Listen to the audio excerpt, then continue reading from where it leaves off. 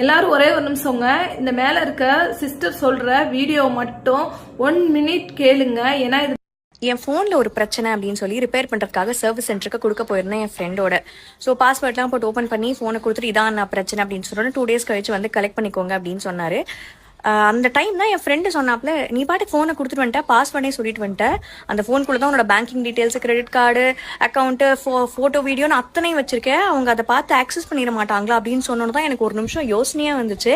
அப்போ தான் அவங்க இந்த மாதிரி நீங்கள் ஃபோன் கொடுத்துட்டு வரும்போது உங்களோட ப்ரைவேட் டேட்டாஸை ஆக்சஸ் பண்ணாமல் இருக்கிறதுக்கு எல்லா ஃபோன்ஸ்லேயும் ஒரு ட்ரிக் இருக்குது அப்படின்றத என் ஃப்ரெண்டு சொல்லி கொடுத்தாரு. அண்ட் நீங்கள் என்ன மாடல் ஃபோன்ஸ் வச்சுருந்தாலும் அதில் எப்படி அதை யூஸ் பண்ணணும் அப்படின்றத நான் உங்களுக்கு காட்டுறேன். மறக்காமல் யாருக்கெல்லாம் வேணுமோ அவங்களுக்கு ஷேர் பண்ணுங்கள்.